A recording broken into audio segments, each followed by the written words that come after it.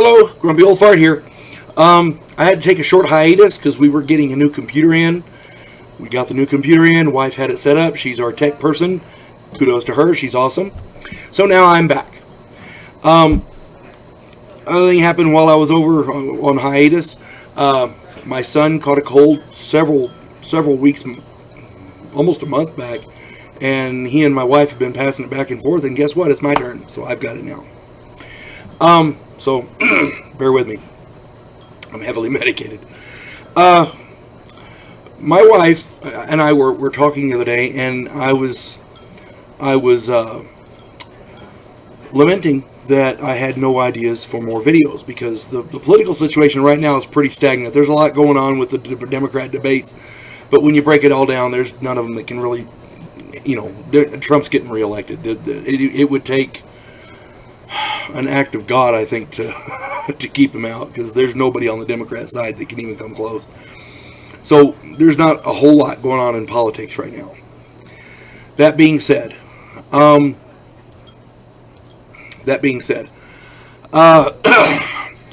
she said, I don't understand why you don't have any ideas for videos. And I said, what do you mean? And she said, well, you've been gaming for 40 years. I said, yeah, that's true. Okay.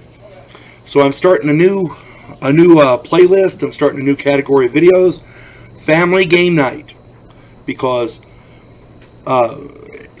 family bonding is important, and having something for the family to get together and do is important.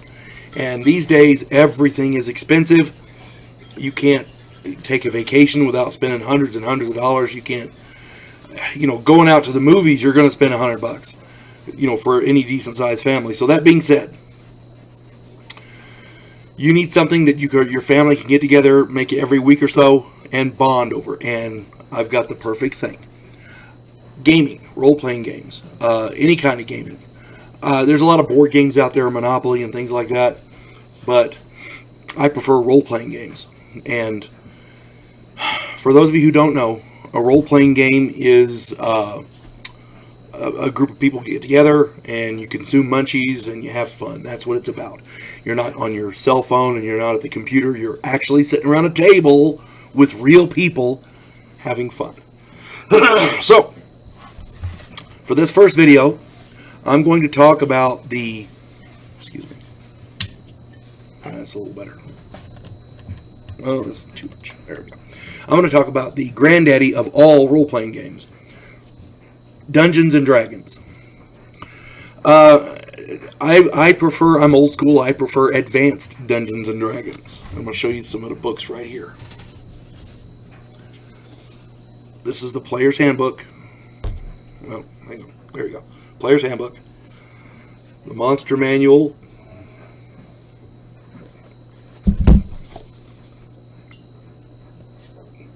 The light is just not... Well, and then Dungeon Master's Guide. Can I angle that forward? Maybe that'll help. No, not at all. That's just the color of the book. Sorry. But anyway, these three books will allow you to play this game and have hours of enjoyment. The books are fairly affordable. Once you buy them, you don't have to buy anything else. You can play with these literally. I've been using these books for 40 years. I've gotten more books over the years, and I've got a library of them. You can expand the different aspects of the game as much as you want, but all you really need to play are these three books. Now, a little bit of background for those of you who don't know. Back in 1974, Gary Gygax and Dave Arneson designed the very first tabletop role-playing game, Dungeons and Dragons. They originally wanted to call it Chainmail, and then they came out with the Dungeons and Dragons red box set, and then they went to this Advanced Dungeons and Dragons, and it says right here in the corner, Advanced Dungeons and Dragons, and then it's advanced further than that now. They've got 2nd edition, 3rd edition, 3.5. Right now I'm running a 3.5 game with my wife and my son, and but this game is a little bit of background here. The history of the creation of the game is intriguing in and of itself. But in the interest of time, I'm not going to go into all that because this video would be 6-7 hours long. It's ridiculous. There's lots of videos on YouTube you can look up about the history of Dungeons and Dragons and check it out for yourself. It's very, very interesting.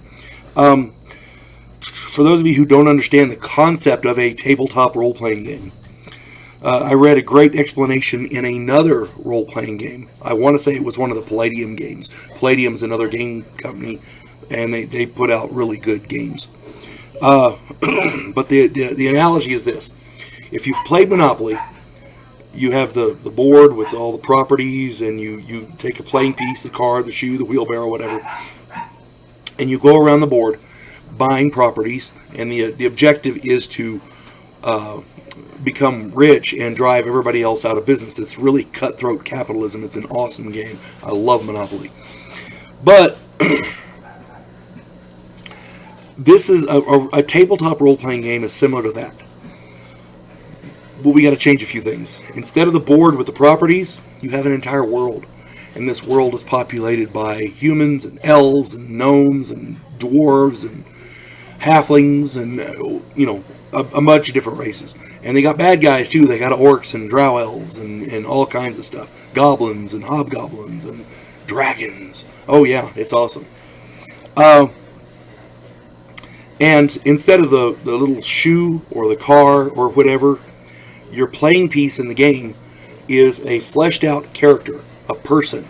And you roll for their stats and you build them up from scratch. And the idea is it's an entire person that you play this game with. It's designed as a team game, so you have a group of people working towards the same goal, completing the missions, working through the campaign, that kind of thing. There's one player that's called a Dungeon Master. The Dungeon Master, it's called different things in different games, but in a Dungeons and Dragons, this guy's called the Dungeon Master. And the Dungeon Master runs the world. He runs everything in the world that's not the player characters, the PCs. He runs the NPCs, the non-player characters. He runs the bad guys. He runs the monsters. And not all the non-player characters are bad guys.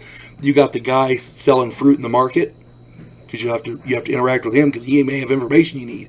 Or you have to go in front of the king. He runs the king. He also runs the city guard, who if your guys, if somebody in the group breaks the law, they come and thump them and throw them in the dungeon. I mean, it's an entirely made-up world in your mind, but it's hours of fun. All right.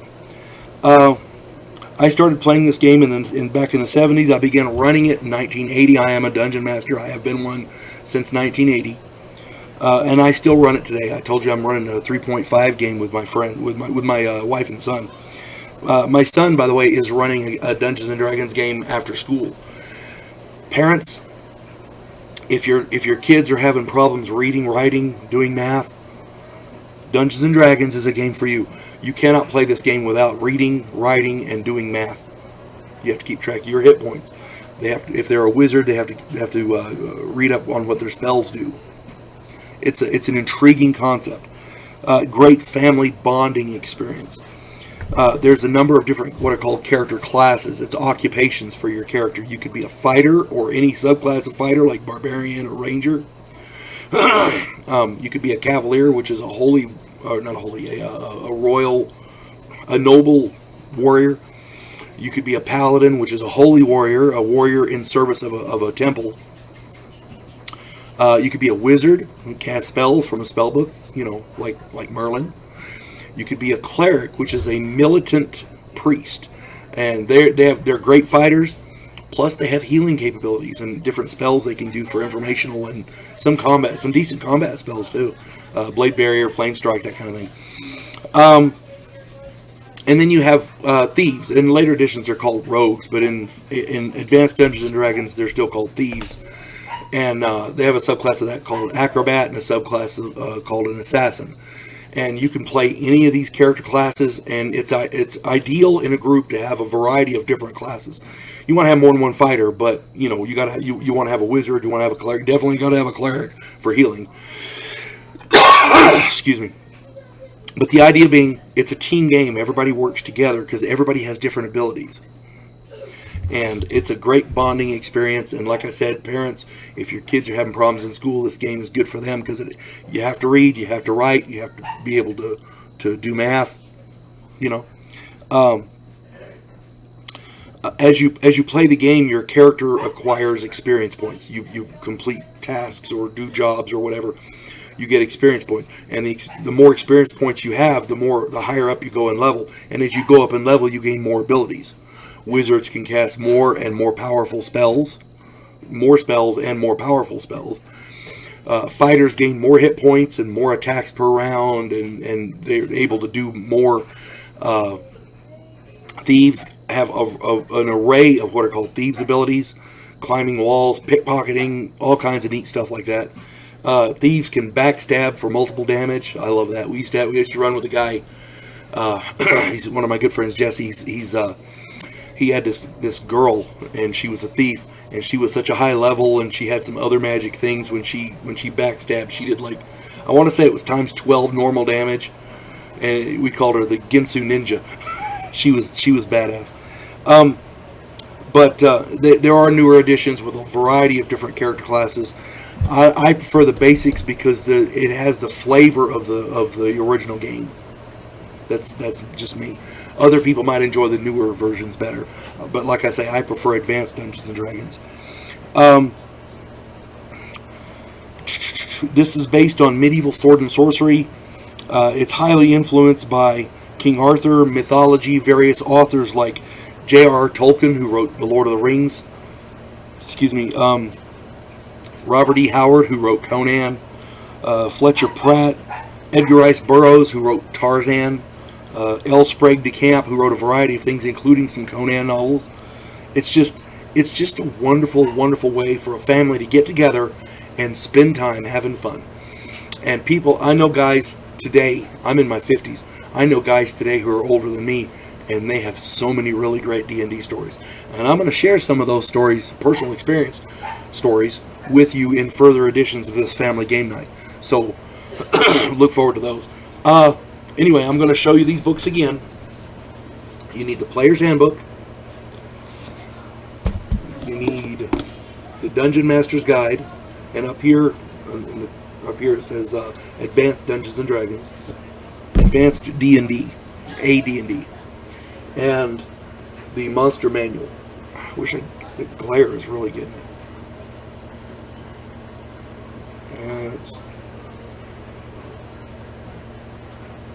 It's just not doing it. The color of the book. The writing is light. It's a yellow on blue, on light blue, and it's just not showing up on the camera. I'm sorry, but that's what they look like. I'll show you the back. See. And those are the 3 books that you absolutely have to have. And the beauty of these is it's not like a computer game where you're sitting, you got your head in the computer, and in order to get more advanced stuff, you have to go buy editions and stuff. These 3 books right here. You might want to get the Monster Manual too and the Fiend Folio for more critters to fight. But other than that, these are all you absolutely have to have. They're fairly affordable. You start playing, and as long as your character doesn't die, you can play that character for years and years and years. I have a character right now. His name is, we call him Paggio for short because his name's really long. And he is as a multi-class character. He's got a variety of different jobs, and he's so very powerful. I don't ever get to run him, but I ran that character for years and years and years. And he's in the hometown where I grew up. The character in the gaming community is a legend. But the idea being, I just played that same character for a long, long, long time. Different adventures under different game masters, and he just kept getting more and more powerful. So the fun of the game is to build a character, complete the missions, become wealthy. It's not like cutthroat capitalism where you want to drive everybody else out of business, but it's a team game where the group works together to complete the thing. And I can't think of a better way for a family to bond than over a role-playing game like Dungeons & Dragons. D&D got a bad rap back in the 70s for some stupid shit people were doing, and I'm sorry. If you take D&D out and put in a card game, it's still going to be bad for what they were doing. But my point is, it wasn't the game, it was the people. So all that being said, overall, I would highly recommend this. It's a fun game, and I got a variety of different games that I've played over the years, and I'm going to try to introduce you folks to them. And hopefully you'll find some genre you like, because if sword and sorcery isn't your bag, say you like detective novels, they've got that. If they've got that in a role-playing version, you can play a detective.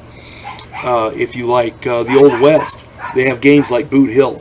I love playing in the Old West, but I couldn't find Boot Hill, so I created my own version, and I played with my son and his cousin. I think they talked about it on Arcane Gaming. If you like going to the movies and you like the Marvel comic movies, the Marvel Cinematic Universe, they've got games like that where you get to play a superhero in a comic book universe. Just anything you can imagine, there's a role-playing game about. And as a matter of fact, there's a game system out there called GURPS. That's an acronym, Generic Universal Role-Playing System. You can literally run anything in that, and it's a very, very well done system. I've played it a couple of times. I enjoy it. But for me, when I think of a role-playing game, I think of Advanced Dungeons and Dragons. That's what I cut my teeth on, and I still play it. And I think everybody out there who wants to spend time with their family and they want a bonding experience, this is the game for you. You folks have a good day. God bless one and all.